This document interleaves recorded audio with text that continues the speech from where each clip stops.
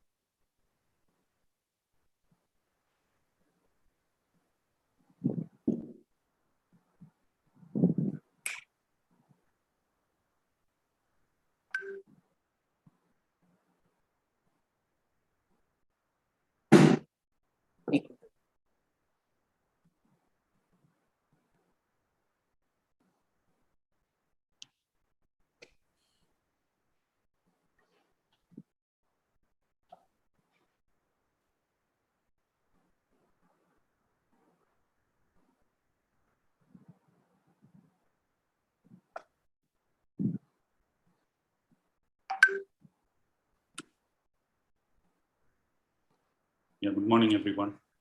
On behalf of the Association of Oral Maxillofacial Surgeons of India, Tamil Nadu and Puducherry branch, we welcome you all to this program, a much needed awareness program on COVID-19 and vaccines. Now I request the President of the Association, Dr. Reena John, to welcome the moderators and the panelists and the participants before I introduce the panelists. Thank you, Dr. Jimson. Am I audible? Yes, ma'am. Yeah. Thank you. Good morning, one and all. On behalf of the Association of Oral and Maxillofacial Surgeons of India, Tamil Nadu and Pondicherry chapter, it is my privilege to welcome you all to this new initiative amongst all our initiatives, as always, to help us in the situation that we are in. Today, we are here in different parts of the state, trying to grapple with this new wave, the second wave of the pandemic, a new situation where we are all under lockdown, not able to move from our places. And with the brainchild of our secretary, Dr. Jimson, in effect today, we have with us a very esteemed panelist. This panelists with our moderators are going to help us to understand this peculiar pandemic, which seems to be emerging into new phases and affecting us closer and closer home. As we hear news of many of our colleagues, many of our relatives, many of our friends losing the fight to this battle, I think it is very appropriate for us to try to understand from esteemed panelists like the ones who are here today with us, who have spared their time and put in their effort to help us to understand this pandemic. It is our privilege, dear Dr. Albie John, IAS Regional Deputy Commissioner of Chennai Corporation, Dr. P. Ganesh Kumar, Scientist of ICMR, Dr. Ashwath Narayanan, Registrar of Tamil Nadu Dr. MGR Medical University, Dr. V.B. Krishna Kumar Raja, President-elect of our association, Dr. T. Jerome Wesley Vivian, Scientist of ICMR. It's wonderful to have you here with us today to spend this morning trying to understand the COVID-19 and the vaccine protocol and the effect of vaccine that is going to roll out in the days ahead. Dear participants, I think this is a great opportunity for us to understand what needs to be understood, to wipe out the myths that we think are the truth. So let us learn, unlearn, and relearn what we need to do in this pandemic scenario. Great learning as always. And we are happy as an association to be part of this initiative. Thank you. Thank you, Dr. James. Thank you, ma'am, for the introduction.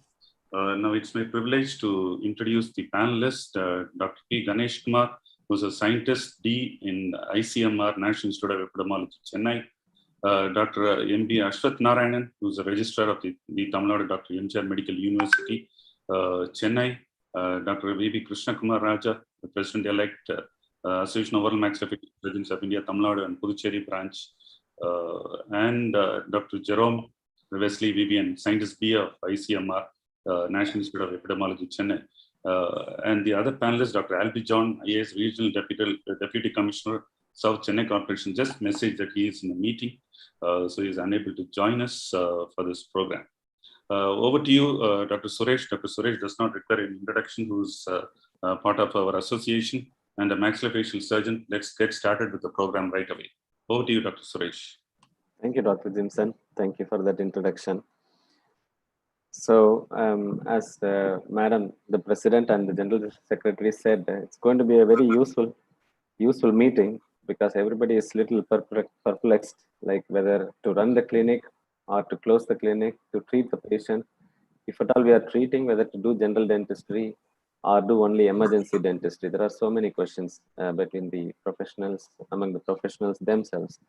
So now we have a great panel from other specialties too, especially the scientists from ICMR, and Professor Dr. Ashwath Narayanan, who's a specialist in community dentistry, who's in need of the hour. So we are going to definitely fetch a lot of points towards the future progress in our practice. So we have a set of questions, and we will start with the questions, and the panelists are going to throw light on this, the doubts or questions, whatever. So let's start with the basic doubt everybody has, whether we need a COVID vaccination, and is it safe for patients who is already having a COVID infection? Can we start with Professor Dr. KKR Krishna Kumar Raja, sir? A patient with COVID infection, can he go for the vaccination? Is it safe? What is your advice? I think I would like to pass on this question to our scientists. Dr. Ganesh Kumar? Yeah, I'm actually not very sure about this. If the patient is already COVID positive, Sure, if we can go for vaccination. Yeah, Dr. Ganesh should be. Yeah, fine, sir. So, if I understood correctly, that recently someone who got recovered from COVID infection, and now whether it is advised for them, it is very much advised. So, once they have attained an recovery, 28 days after their recovery, they can either, if they are awaiting for the second dose, they can get administered for the second dose, or they have not administered yet, they can get administered yet. If you ask why they should get, because the immunity whichever get established based on COVID vaccination is much more effective and as well as long lasting than the natural infection. So it is always advised to get vaccinated, and with the current transmission being happening very high, it is always advisable that all who are eligible as per the recent advisory from May 1 onwards, all 18 years and above will be eligible. They should get administered. But what is this concept about patients who have tested positive? They develop immunity and they can wait a little longer for vaccination.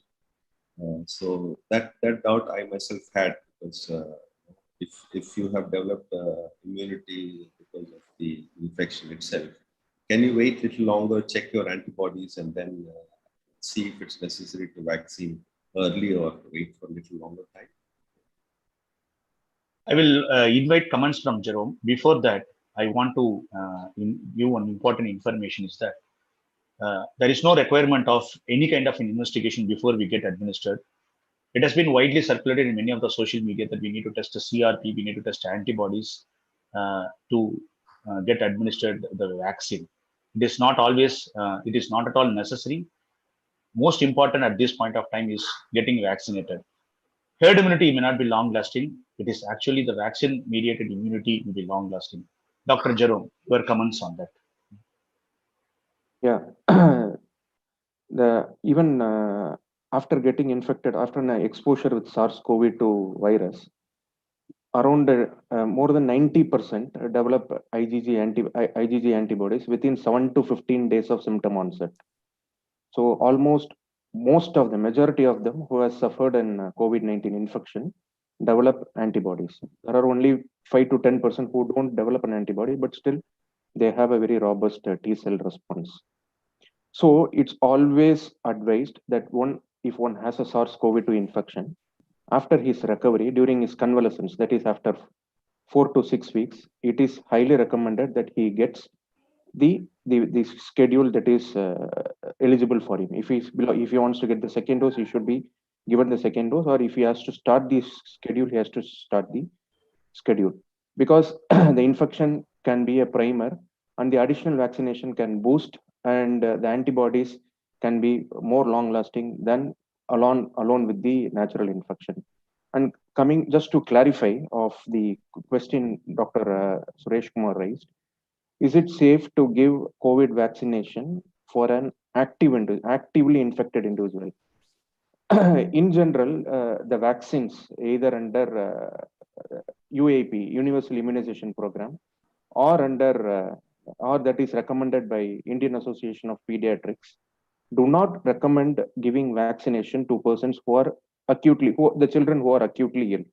This is not because of the contraindication, but as a matter of precaution, because we don't know the immune response of the antigen in presence of an already altered immune status. So even for COVID-19, as per the COVID-19 protocol, it's not advised to give COVID-19 vaccination to a symptomatic COVID-19 individual.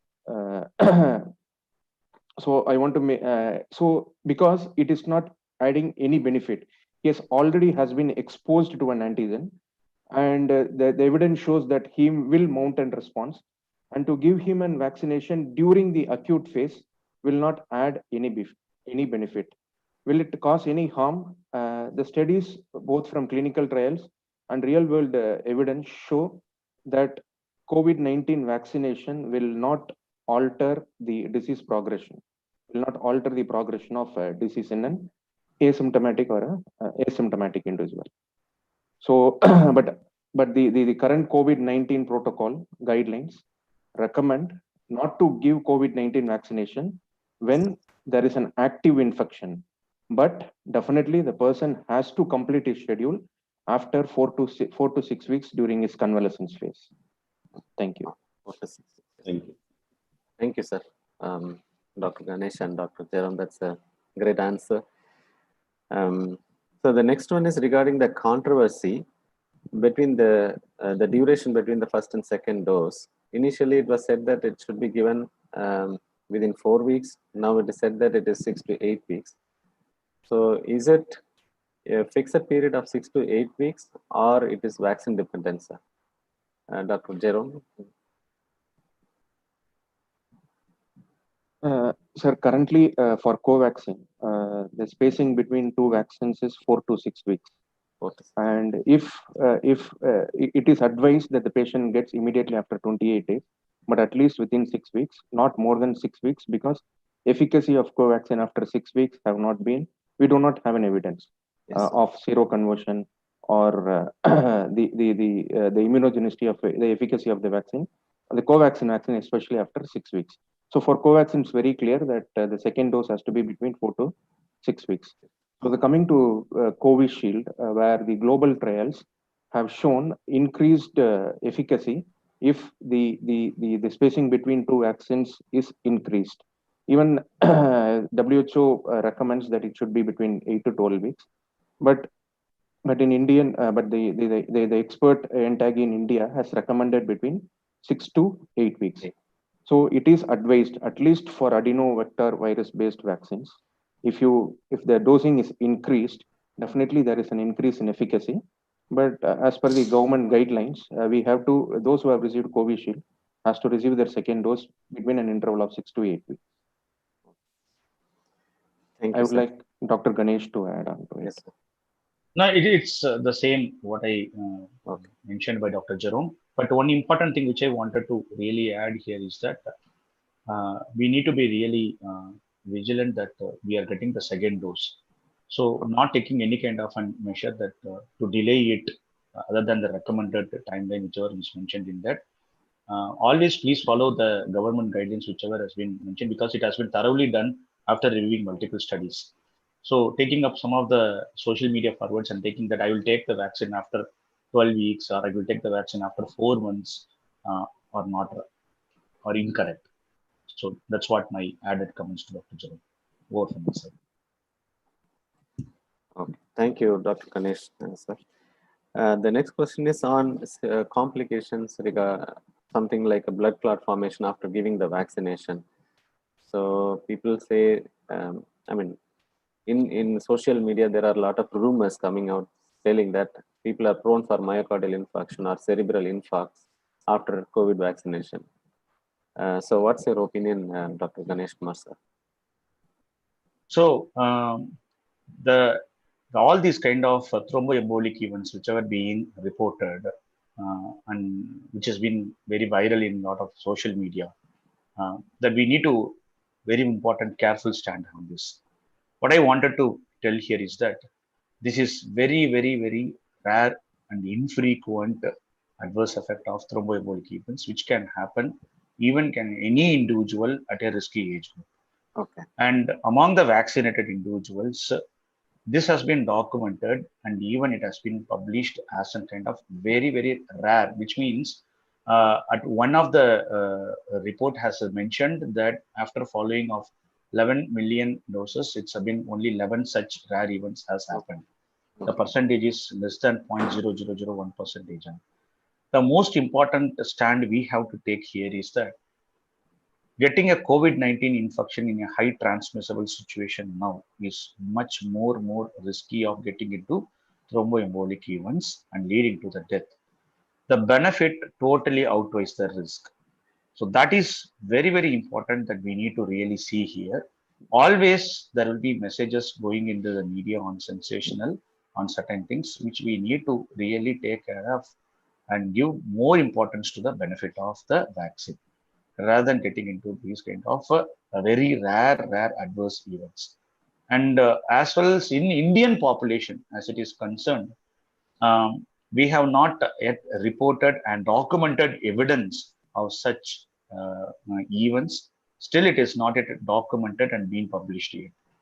So we need to really focus on the benefits of the vaccine. And added to that, sir, Dr. Suresh, like, yes, sir. There's one more usual question comes up from the population, general population, is that they have been undertaking aspirin, blood thinner tablets. So should they need to stop the tablet and continue? It is not at all recommended. Okay. So it has been already reviewed that they no need to stop any kind of tablets. There's no need to stop aspirin or clopidogrel. So they can continue on the same medication and they can take the vaccine out of it. It is totally safe. Yeah, I also agree to that. But I think if a person needs to take a painkiller, it is advisable that it's not taken prior to vaccination. Because it can alter the impact the immune response. Dr. Jerome, so effect of these painkillers on it. So in my opinion, it is not. Jerome, you can add. Yes, sir. For example, paracetamol does not influence the immune response after getting vaccinated. But definitely there are some studies which have documented NSAIDs, all diclofenac, aceclofenac, have an influence on immune response. So it is very, very safe to have paracetamol, but to avoid NSAIDs. NSAIDs before the vaccination. Before and after the vaccination. Sir, studies have clearly shown, generally speaking, for any vaccination, we do not take some drug preemptively before the vaccine, sir. We don't take painkillers or NSAIDs to prevent the outcome of the vaccine. The fever or whatever response the body is doing is a positive response to the vaccination, which is going to help the individual. So as a public health from the public health point of view, you take whatever drug you require after the vaccination based on the symptoms if it is absolutely mandatory. You do not preemptively take any drugs before the vaccination. Yes, sir. Okay. So there is a question to Dr. Ashwath. So when can a person undergo dental treatment after having tested COVID positive? So this is a slightly tricky question which has the same answer actually. Anybody who is tested positive for COVID has to follow the normal protocol given by the government to make himself normal, sir. So any procedure, leave alone dentistry, talking to him and doing other things or whatever you're going to do, there is a standard protocol for a COVID positive patient. Like, he needs to isolate himself for 14 days so that he doesn't spread. And just like we follow in any infectious disease. So until the routine protocol time is over, I do not think he needs to come for anything, sir. And what I heard was from people who are working in the general side, though my knowledge is limited, that if there's an absolute emergency for any activity, with sufficient precautions, still work is going on in the hospitals for various treatment procedures, leave alone dentistry. So, I don't think there is a really such a big emergency that you have to treat a COVID patient on the chair. I would prefer that normal protocols that has to be followed are followed in due course, and then the treatment is proceeded. So a minimum of 14 days of isolation would be the ideal protocol time, sir. Yeah, because the virus can be contagious even up to 72 hours before developing symptoms. So I think it's better to isolate at least for 14 days. And the studies also say that almost 80%, sir, of our patients are asymptomatic. So you really do not know if you are treating a COVID patient or not. To be very honest with you, unless you have a valid tested certificate saying somebody is positive. We need to take all the precautions that we are normally doing, which has been talked about much already, for assuming that every patient who walks inside is a COVID patient. But in case you know that somebody is definitely positive and he calls you for an appointment, the standard protocol can be followed. Thank you, sir. Thank you. Thank you very much for that authoritative point on the vaccine. Just one more small statement, sir. This is there are two good people from ICMR here who are doing a wonderful job today. From a common man's perspective, this is a very new disease. Yes. This has we are still not completely having answers for all the questions. Nobody has. That's what I have a feeling. Official opinions themselves will slowly change when they understand the disease better. Protocols may keep changing from time to time. What we may say is right today may not be right day after tomorrow. There is no need to question on all those logics, but there are, as the people from ICMR are telling, standardized government directives are given after much concern and thought. So we need to keep updating ourselves so that the guidelines that are issued, the latest, are being followed, sir. There's no need to, think that, something else was done yesterday, something else is done today.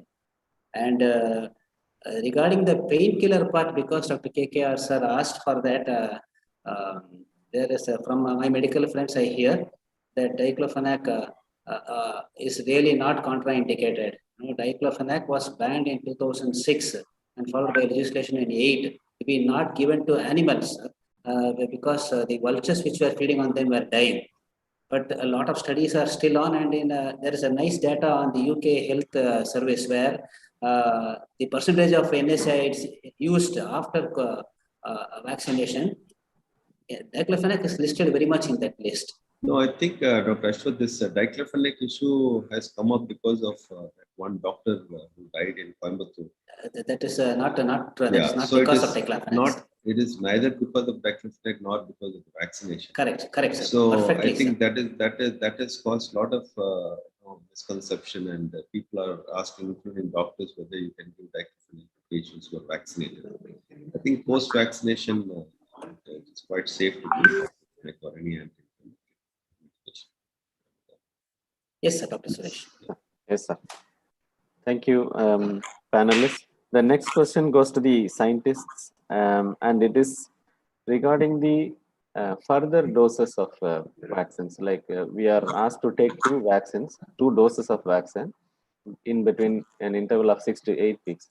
Is it going to be mandatory to take the vaccine every year, like to sustain the immunity, or is it going to be more spaced? The direct answer I would suggest, Yes, sir, sir. that's a very wonderful question. The Yes, direct sir. answer is that we don't know. So there is a lot of don't knows. So Okay. now the studies have been on, and we have been keep on looking up the study results. Okay. If we have been observing about the vaccine mediated immunity, how long it lasts, which we don't know, which has been going on across the world, and over a period of time, if it has been suggested and we come to know that this immunity will come down, then the further additional doses may get recommended. So we need to wait for it, for much more evidence and much more study results to come from the literature. I just want to, sir, I've been just going through the chat window also. There are certain interesting questions. Okay. One important question is that, like, Covishield has a spike protein, and the Covaxin is killed coronavirus. So, will that influence? Will that be deducted in RT-PCR testing? One thing which I wanted to say, vaccine will not influence the RT-PCR testing, and either Covishield is an adenovirus, and whereas it's a vector which we have been using. Covaxin is a killed one. So vaccine will not influence the RT-PCR testing. And also, if anyone is found to be, will that rate of getting false positive, it will not influence. How much time we need to wait for COVID testing after vaccination to minimize the false positive chances? I suggest that whenever a person is having suspected COVID infection, which are all very common symptoms are fever or cough or breathlessness or sore throat or loss of taste and loss of weight or loss of taste or loss of smell, or they have profound body ache and as well as tiredness, fatigue, then they need to get tested immediately. And most important catch point here is that the symptoms persist, and they need to immediately get tested. Vaccination will not influence RT-PCR testing. And there are other questions also, sir. Dr. Suresh Kumar, you can also go through it and moderate as well. Yes, sir. Yes, sir. Yes. The next question is $1 million question, sir. Everybody has the same doubt. Which vaccine is better, Covishield, Covaxin, or Sputnik 5? So, Jerome, please. After that, I will give you an additional comment. Yeah. If you see all the three vaccines, it uses different technology altogether. One is a time-tested technology of using inactivated whole virus, and the Covishield, we use the chimpanzee adenovirus as a vector, and it is genetically engineered so that when it enters the cell, it produces spike protein, and the body recognizes spike protein, and there will be an immune response against the spike protein. And if you see Sputnik V, it's a slightly modified version of the vector concept, where two different adenovirus vectors are given. The first vector, they call it as AD26, and the second is AD5. So each uses a different technology altogether, and each has its own merits and demerits. But if you see the overall efficacy of all the three vaccines, it ranges around between 70 to 75%. Sputnik might have a higher efficacy, but still we have to wait for the real world effectiveness. But more important is whatever vaccine that is available, and we should not wait for the best vaccines to come. Over to you. Yeah. Yes. Ganesh. Thanks, Dr. Jerome. Adding to that, actually, so vaccine is important. Type of vaccine is not important. To be very frank, I would want to adopt an analogy that, like, we are in a drought situation, this pandemic. Getting a food is important. Getting chapati or rice is not important. So now the most important thing is that we need to get a vaccine. So that's one thing I want to say. All are having safe and efficacious and ranging in the similar percentage of efficacy. Thank you, Dr. Ganesh Kumar and Dr. Jerome on that. Next question is on pregnancy. Do you advise COVID vaccination during pregnancy also? Is it a contraindication? Currently, I would not say contraindication. I would say it is not recommended. Why it is not recommended is that the vaccine trials, whichever have been conducted so far, have not included any pregnant females. So we don't know what happens when the vaccines effect over the pregnant females. We need to wait for much more evidence, and the study has been going on. Trials have been going on, including pregnant women. So over a period of time, we may come to know a larger evidence of whether to get administered for pregnant females. Now, at present, it is not recommended. It's not Both the not recommended, even for breastfeeding females also, breastfeeding mothers, it is not recommended at present. Okay. I Also see for children below 16 years. children below 18 years also, it is not recommended. There is. So we need to wait for much more evidence to come. To be frank, sir, this is the first time, even in the history of the vaccinology, after a pandemic has come, say like within a year that we have vaccine. That's a huge success, never ever happened in the previous past. We have a very fantastic technology and as well as kind of a lot of advantages. Having the vaccine at the point of care, that's a very important. Like, so vaccine development as a news is different, whereas vaccine as a usage is different. But we have vaccine at the usage. We need to immediately utilize that particular usage. That's what which I wanted to say that. I just want to, Dr. Surashma, with your permission, I'm just going to Yes, the sir. question, interesting question in the chat box. Please go on, sir. Yes, sir. Yes, sir. So they are talking about that how the current Covishield is effective against double mutant. They are saying Covaxin is effective against double mutant West Bengal strains. Whether we need to take jab for each and every strain. Dr. Jerome, please, your comments. It's a very important thing to demystify this. Yeah, I would request Dr. Ganesh to upload that particular slide. Meanwhile, when Dr. Ganesh is uploading the slide, the lab studies that have been conducted against these viruses have shown a better neutralizing activity or a little vaccine resistance, basically for the older strains and the UK variant and the double mutant.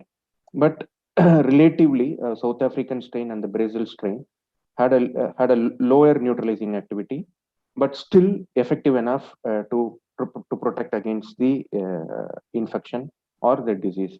Again, there are randomized clinical trials that are conducted both in South Africa and Brazil, where there has been a lower efficacy against Covishield for the variants.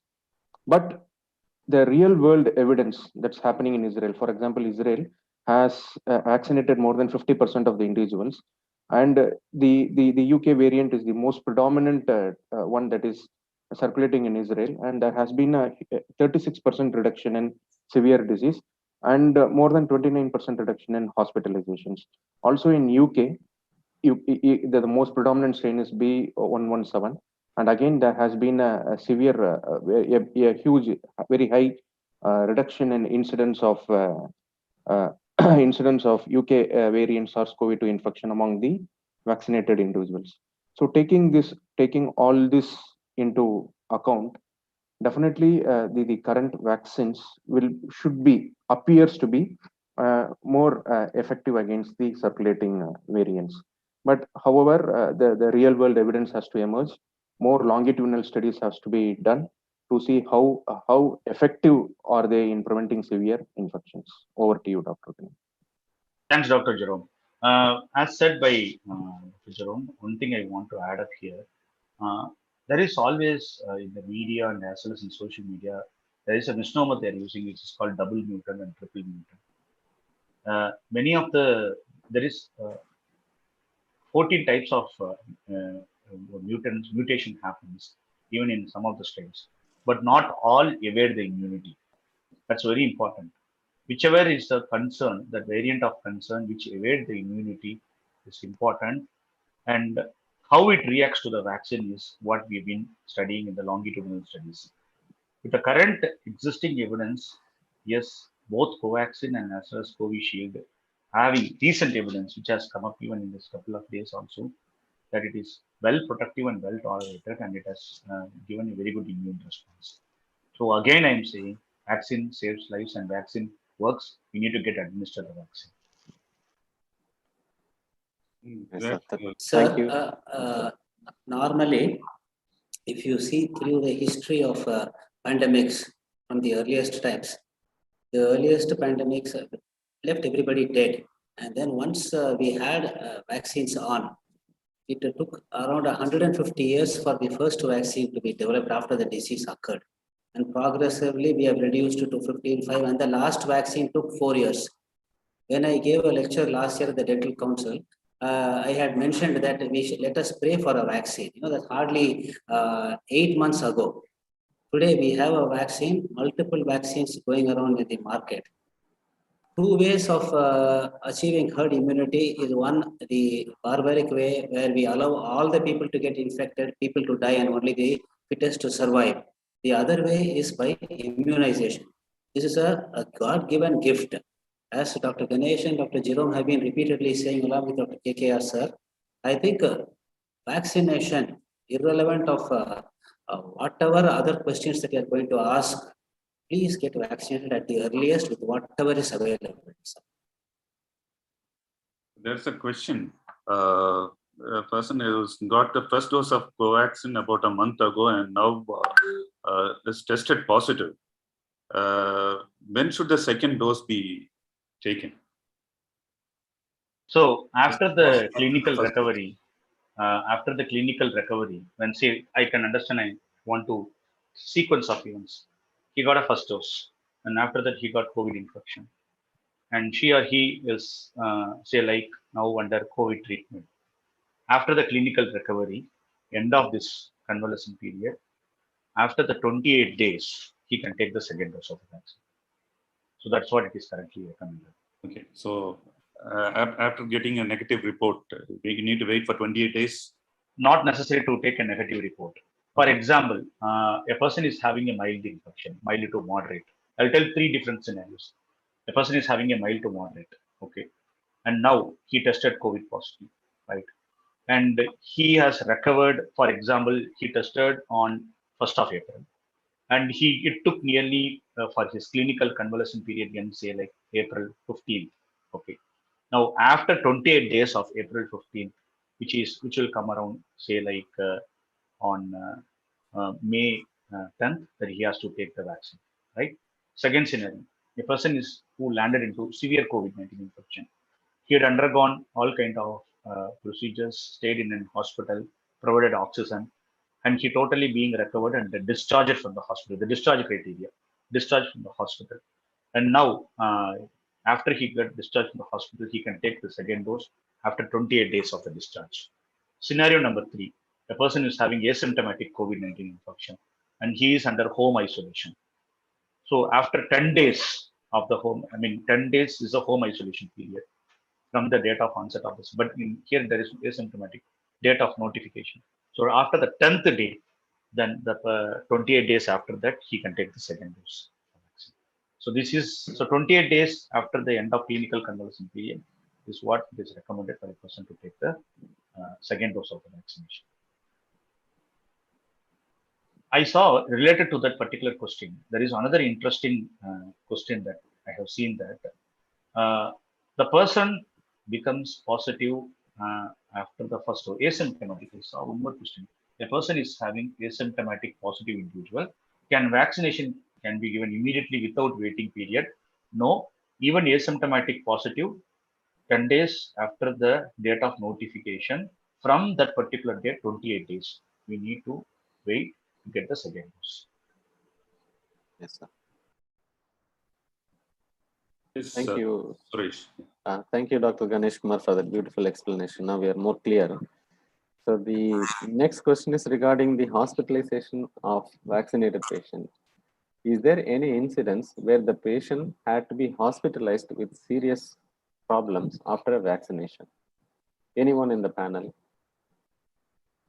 Like with allergy or dyspnea, blood clot? Any incidents like that where the patient had to be admitted in the hospital after a vaccination? I heard nothing, sir, to be very honest. Once again, as a public health man, Yes. Any tablet that you take can produce an allergy, can cause side effects, can do everything, sir. Which is why the government has mandated that you take these vaccines at designated centers only, where there is a standard protocol for giving that particular vaccine, sir. So they give you the vaccine, they ask you to wait for half an hour, and before giving you the vaccination, they check your BP and your pulse, and then take your address and phone number, so that if there is something, you can always come back and call. As far as my knowledge goes, sir, wherever I have been, I have not heard of anyone after getting into a hospital. Though I read of it in the social media, one or two stray cases. But only thing we can probably tell is uh, take it only from designated centers, sir. Yes. Adding to Dr. Ashwath, yeah. Yes, sir. So yeah, sir, you please, someone's. Yes, Dr. Ganesh, you proceed. Yeah. Adding to Dr. Ashwath, what he mentioned very clearly, it has to be currently, since it's a new vaccine, it has to be administered under medical supervision. That's why it is being administered at clinics, at any temporary setup where a doctor is there, or at hospitals. It is not at all recommended at any kind of a domiciliary home setup. But one thing I want to say is that adverse events post-vaccination have happened. And always this is quite fine, either it is a drug or a vaccine or a biological, adverse events does happen. And that's why it is been well managed also recently, that even our routine vaccination of the COVID-19, whichever has been started, certain adverse events have happened and it has been well managed. And I have not seen any published reports in order to say that it has gone to any severe hospital admission or anything. I may have missed it. Dr. Jerome, you want to have an addition on that? No, Dr. Ganesh, I think both Dr. Ashwath and you have covered the. Yeah, actually, I think Dr. Ganesh, your answer gives an extra confidence in people to go and get vaccinated, because whatever may be the adverse effects, I think there's a solution for everything, right? So it can be well managed, And, I totally agree. And to add one more question for the dental practitioners, what about, is there any, and I'm sure there is no incident so far reported, but then about the drug interactions with the lignocaine, the local anesthetic agent that we use almost in day-to-day practice? I don't think there's any interaction. So it can be, that's a question that's been asked by one. Very interesting question, but I think that will cause a lot of doubts. Yeah. So as we clearly discussed, I think at least from what I understand is prior to vaccination, try to avoid any anti-inflammatory drugs, and post-vaccination, I think you should be able to use any drug unless there is any contraindication or allergy to the ingredients of the vaccine. Otherwise, I don't think there's any contraindication for any drug use, including antibiotics. There's a big question as whether to give antibiotics for these patients, not to give. You can safely give pre-vaccination, post-vaccination, including anesthesia, local anesthesia, including general anesthesia. Still, there is not enough evidence with general anesthesia, but I think essential surgeries, emergency surgeries can go ahead. And the only reason why you can postpone or do major surgeries later is to avoid infections. So I think drugs as such are not contraindicated. What about Dr. Ganesh? Any comments on that? Yeah, we both do different mechanism of action. So there is no evidence that even NSAIDs have any effect on the action of the vaccine-mediated immunity, and as well as the mechanism of action of your local anesthetic has any effect over the action of the vaccine, or vaccine neither has any kind of effect over it. Both are different mechanism of action when it concerns about it. So we don't have any evidence per se, and I would suggest that we should not confuse with the two different mechanism of actions together. It is something like that like I've been taking antibiotics. Antibiotics has a different mechanism of action, which targets on antimicrobials, which targets on bacteria. Whereas the vaccination, either it is say like a Covaxin or a Covishield, it's an entirely different mechanism of action, which acts upon and producing these antibodies. So we should not confuse both of that. What about immunomodulatory drugs, patients on cancer therapy? That's a very good question, actually. It depends. What I would suggest is that. Yeah. So generally, as a routine immunization, when I say routine immunization, which is done at the routine immunization setup, not having any specialized setup. In a routine immunization setup, it is not advised for any person under immunosuppression or any under immunomodulating drug to get directly administered. If they need to get administered, they should be done under the strict medical supervision, because there are a lot of factors plays a major role. It is not generally we can give you a blanket that vaccines are not recommended for those individuals under immunomodulatory drugs.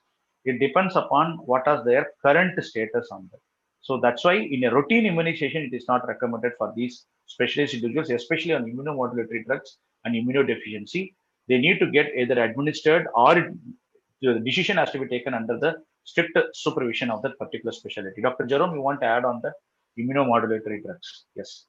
Yeah, exactly. I agree with you. So immunomodulatory drugs, the patients who are under immunomodulatory drugs definitely has to take under after consultation with their treating physician and again strict medical supervision. They cannot go to the routine centers and take. Thank you. Yeah. Regarding So this, the message would be that patients, because we are discussing the clinical scenario for such patients. So I think I would advise that you don't treat such patients unless it's an emergency, dental treatment or any surgical treatment. Patients on immunomodulatory drugs, even if they have been vaccinated. Dr. Jerome? regarding the anesthetic question that he asked earlier, out of personal experience, one of the persons whom I knew who had to had a surgery done, the anesthetist told me that it is only the anesthetic things that they need to take care, general anesthesia, whether he is fit for anesthesia. This COVID part has nothing to do with whatever he is planning. So I think, as others were also saying, different under general anesthesia, you can have things done also if it is an emergency, if he is anesthetically fit. Correct. Yes. Yes, Doctor. Yes, sir. I have seen many interesting questions in the chat box. Sorry, Dr. Suresh. No. Would you like to go ahead with those questions, or do we proceed with mine? Yeah, I think There's two interesting questions related please to go that, on, and sir. then we can your question also. Yeah, sure. One is that having re-nerve injection after 3 weeks of COVID vaccine. Correct. I saw that. You can have anything, not a problem. So nothing to do worry about the re-nerve injection and with the Covaxin or Covishield doesn't matter. And the effects of the vaccine, if the patient is taking epilepsy, anti-epileptic drugs, again, they can very well continue the same drug. It is nothing to do with that. So whatever the drugs they are being recommended, it is totally safe. They can be under that particular drug. Only the special care has to be given on immunomodulatory drugs.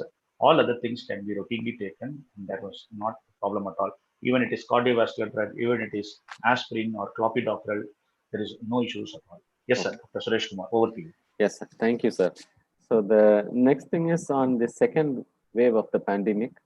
The second wave, we see more children are getting affected and hospitalized. In the first wave, I think the infection, even if they contract, the symptoms were minimal. But now I think there is a general statement that the kids are affected more than the adults, and the hospitalization incidence also is increasing among the children. What is your opinion on this? Is this a true statement?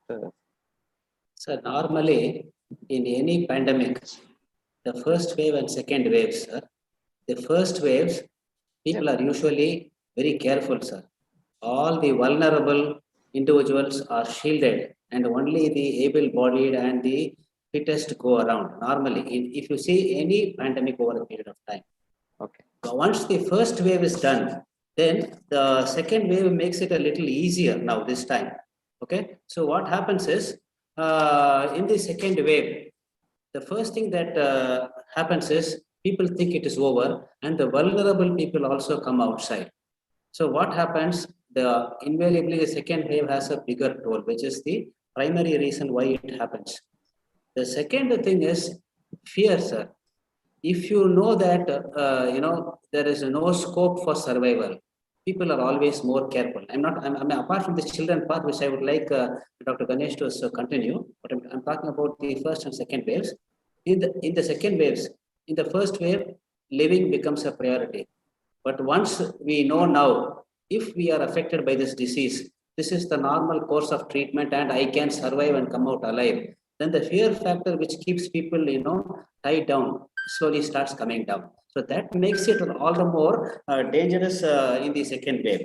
Second waves are always more than the first wave because of these two activities. One, because the more vulnerable now come outside, and secondly, the fear which leads to altered behavior of the people.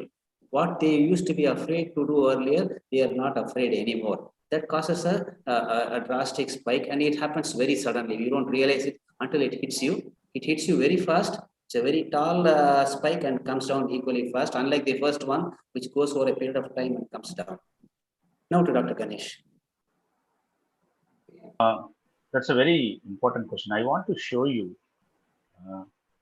that whether the children are really affected. This is a very important slide. Okay. So what we have observed is that since the beginning of the pandemic till now, what we have seen is that the incidence of COVID-19 is higher among the elderly only. It remains the same. Yes, whether the children are affected, you could see here, yes, now recently that there is an increase in the incidence of children, but it is not outweigh the incidence of more than 60 years. Still, this incidence is very high. This is one thing which I wanted to see. Second point is that of the current active cases in Chennai, 50%, nearly 50%, to be an exact figure, 44% to 48% ranges in a couple of weeks. They're all hospitalized. And of the hospitalized individuals, again, majority are 60 years and above. There is no doubt about it. But one important significant thing which we have to observe here is that the younger age group are also landing up into severe COVID-19 infection. This clearly happens when there are different variants are getting circulated in the population. And we are open now. Naturally, those population were totally out and they will get the infection and it get transmitted among them also. So all these possibilities are there. Dr. Jerome, anything you want to add? Yeah, yeah, I agree with Dr. Ganesh. Like the proportion of children getting affected has increased, but that we have not seen a very significant difference between the first and the second wave. As Dr. Ganesh has suggested that this time more more patients with younger age between 20 to 45 are getting admitted and they are progressing very fast. This might be due to variant, but this needs more studies to be done. Okay. Yes, sir. Thank you, sir.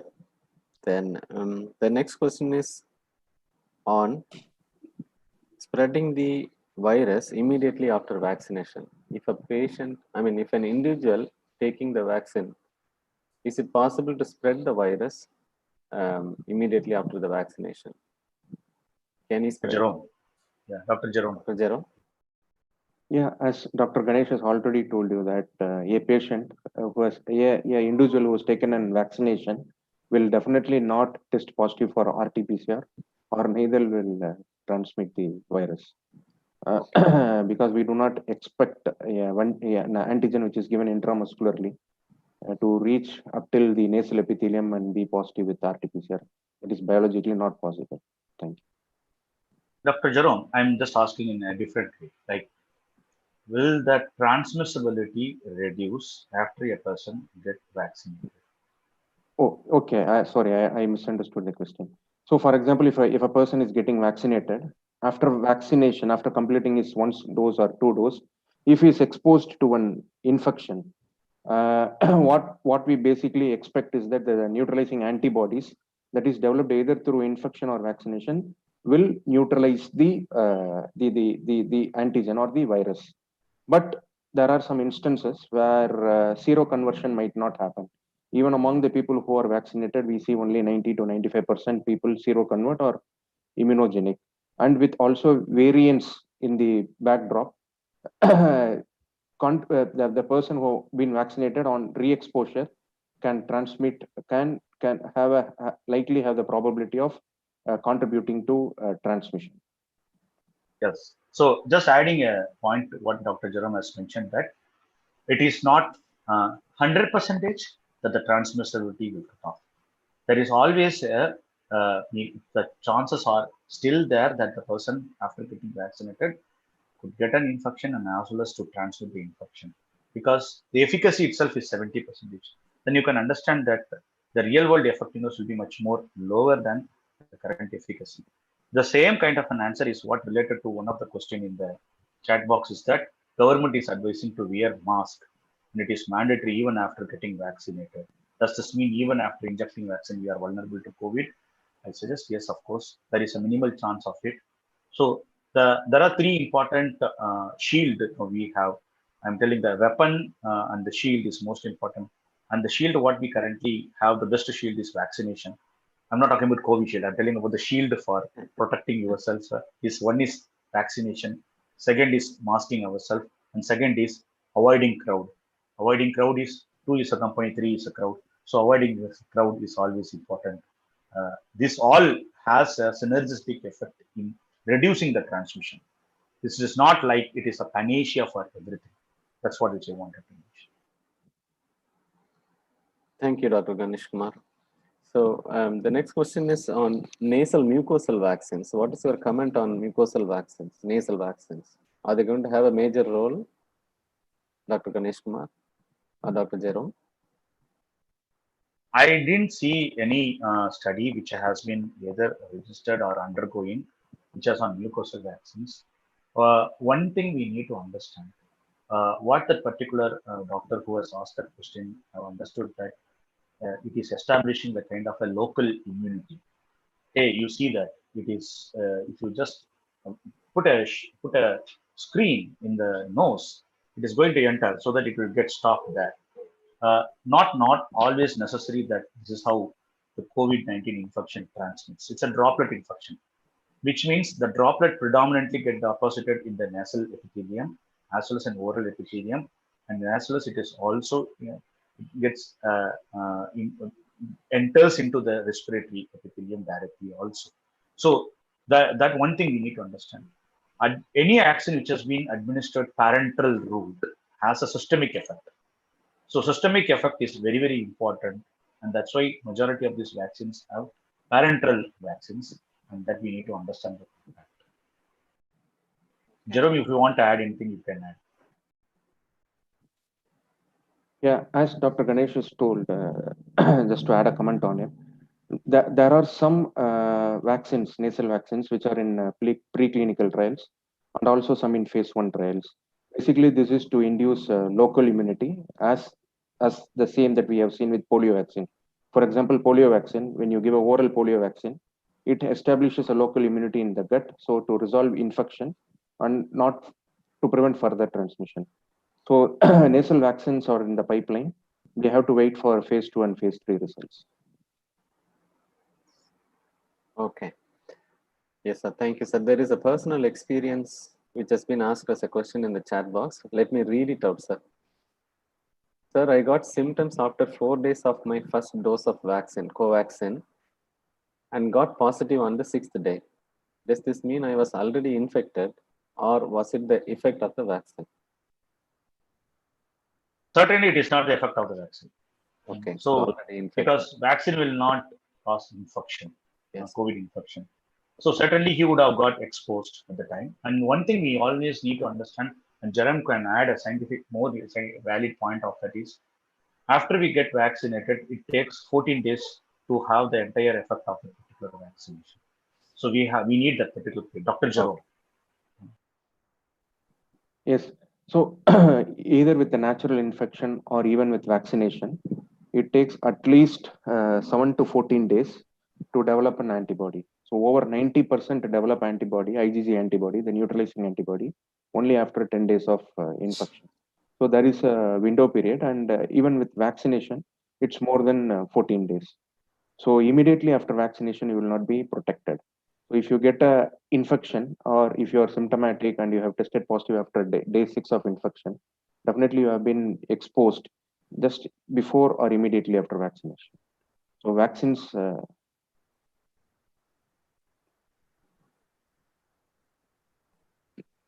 Yeah, Jerome. Yeah. You're saying something. Yeah. So so vaccines need a lag time for production of antibodies. So so if you are getting infected and if you are positive, definitely it's not due to the vaccine. It is very clear that you have been exposed to a SARS-CoV-2 virus. Okay. Thank you, Dr. Ganesh Kumar and Dr. Jerome. So most of the questions like what we had, you have already answered. So probably if you can go through other questions in the chat box, and if you want to answer some more, yes, sir, we can proceed with that. So I can That's just add a point on that. So a lot of questions on reinfection in spite of vaccination. So what I understand is reinfection is still possible. It need not be after the first vaccination or second vaccination, but the symptoms are very mild. So as doctors and dental surgeons and surgeons, I think what is most important is to follow the so safe distance and protect yourselves with PPE and then try to prevent aerosol diseases because it's all about how we are going to be safe for the next maybe 1 year, avoid infection. Even if it's mild, this loss of work, 14 days isolation is, which means that you cannot practice and what do you say? Yeah. I It's a would very say, yeah, Dr. Ashad, please go on. Yeah, sorry. See, there are so many questions, doubts, scientific queries, and all that. We'll just keep all of that on one side, to enrich our knowledge, to make sure that we know things better and we are able to scientifically give an answer to our patients or our relatives or friends being in this profession. The other half is irrelevant of whatever you know or you do not know. You need to take the vaccines. All that you know to know is whether you are fit to take the vaccine on that particular day or you have to come back and take it on some other day. All questions apart, everybody must follow the schedule and get both those doses done. If a booster is asked to be done some other time, please do it. You need to stay alive to understand these questions and answers. I think please get vaccinated. And still continue your Thanks. standard operating procedures in your Yes. clinics. Yeah. So adding to, thanks Dr. Krishna Kumar and Dr. Ashwat, adding to both of them, there's a very strong point why we need to get vaccinated. I want to say from the recent real world evidence which is there. In Scotland, of the more than 1.3 million people got administered a vaccine. And there is a reduction of 90% reduction in hospital admissions. That's number one. Number two, Israel, when they have completed 55% as a real world evidence, 55% of the population were vaccinated. It has significantly reduced the hospital admissions and as well as death due to COVID. Third, 23,000 healthcare workers have been followed up, and the dose response without any vaccine among those 23,000 people, it was found that nearly 977 infections have been reported. After one dose of vaccination, out of 23,000, 71 infections reported. After two doses of vaccines, only 9 infections reported.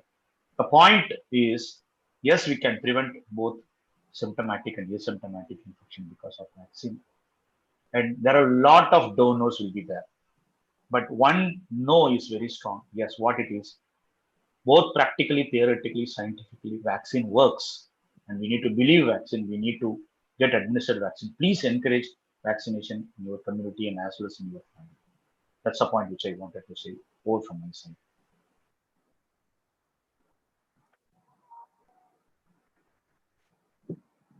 And a small question on how many more such waves are anticipated in India?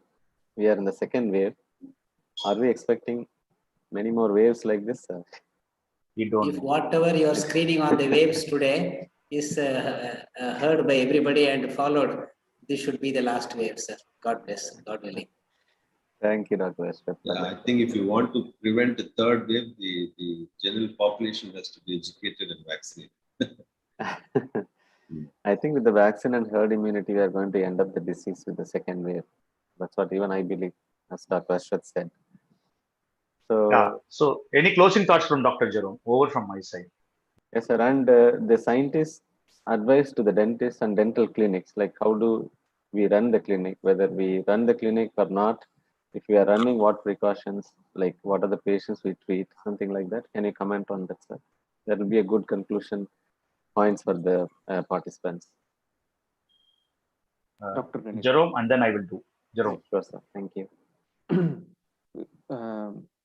So when you go for a war, it's always good that you have all the weapons in the artillery. So you should have the sword, you should have the spear, and you should have the artillery you need. So it's good that it's always wise that you get vaccinated, be protected, and also continue to follow the non-pharmaceutical interventions such as wearing mask, wearing appropriate PPE, and physical distancing.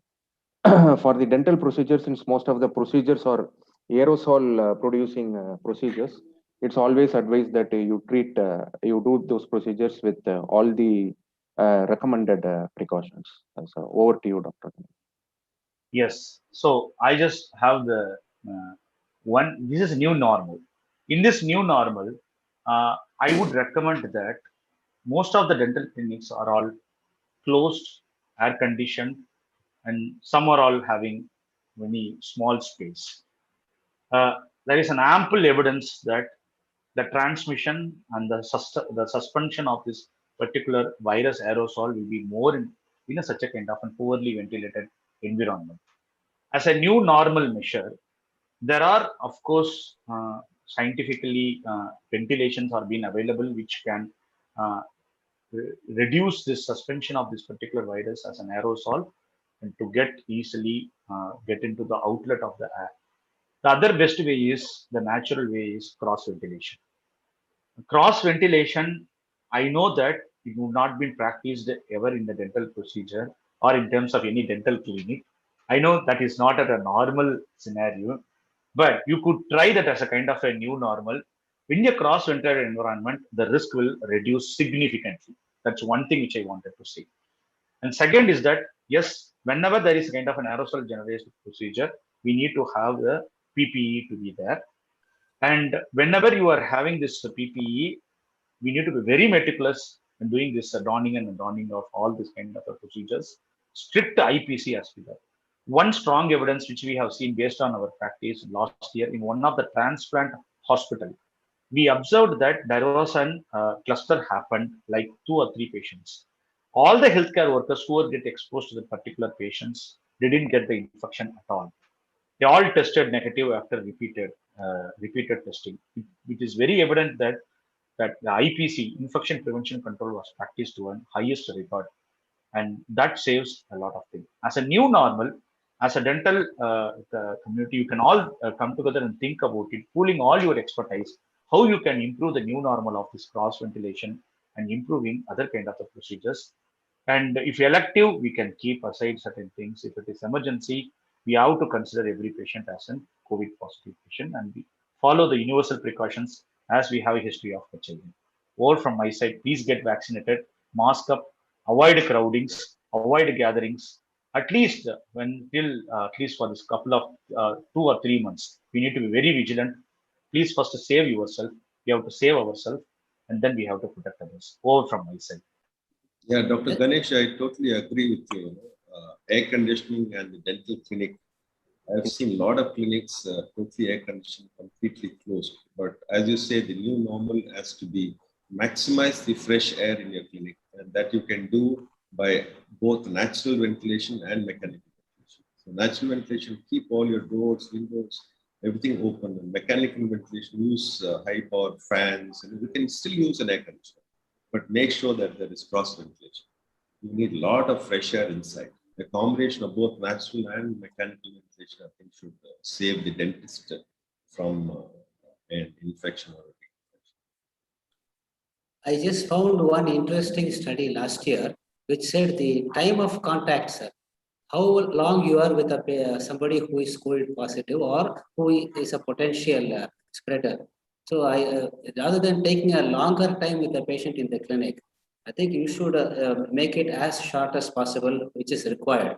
So that, apart from the load, which is caused by the number of people in a room, the duration of contact is equally important. That was an eye-opener at that time. So maybe if we can stop all the paraphernalia which was required in making a patient stay longer in your clinic, if you can reduce that and disperse him quicker, it adds to your clinic health. Thank you, sir. Dr. George Paul, who is with us, he wants to add a couple of more points to whatever we have discussed. Senior maxillofacial surgeon. Sir, you can unmute.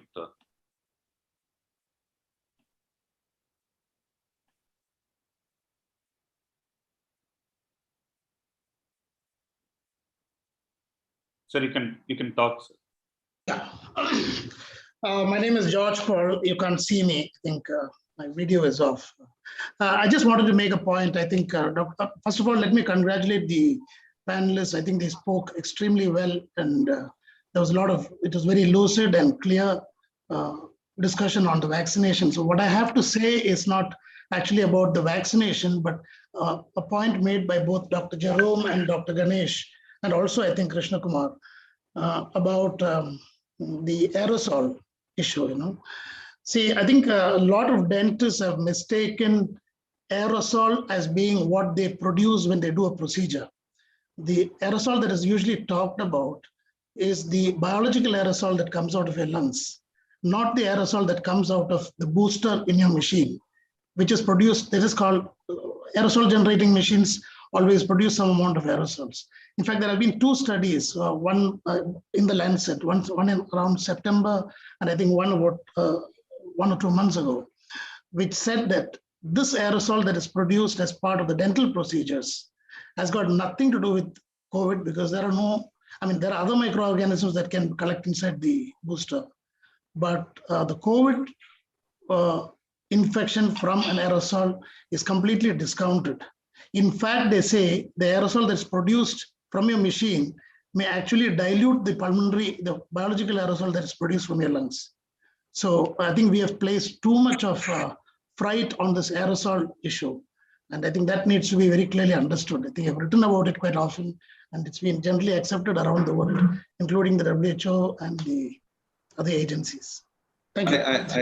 I totally agree with you, sir. A lot of studies have shown that there is not a single case of transmission of COVID in a dental clinic. So I think if we follow the standard operating procedures like ventilation, wearing protective care, and keep less number of people involved, I think we are still safe. But I think the take home is, of course, today's discussion is vaccination. I think we should encourage more and more vaccination, and hopefully that should save us from the third wave. Yes. Thank you. And yes, it is indeed a fantastic discussion, and a lot of doubts have been cleared. And I think the myths rather behind the vaccination is, yes, I think clear to a certain extent. And I'm sure we can all work together, follow the safety protocol, get vaccinated, and prevent the third wave from occurring. And let us all stay safe. And I thank all the participants who have taken their time off during a Sunday in educating and creating some awareness among the dental and maxillofacial fraternity. Thank you, Dr. Ganesh Kumar, Dr. Jerome Wesley, Dr. Ashwath Narayan, and Dr. KK sir for the fantastic discussion, and Dr. George Paul sir as well. Suresh, thank you very much, and thank all the participants for having participated in this discussion. And if you want, this program is recorded and it is already on YouTube. So if you want to listen and then want this link to be passed on to some of your colleagues, you may please do so to create more awareness about vaccination. Thank you all. Stay safe. Thank Bye-bye. you. Thank you, Dr. Jameson. Thank you for the Thank you, sir. Thank you, Jai sir. Hind. Thank Thank you. you. Thank Thank you. you very much. Thank you. Thank you.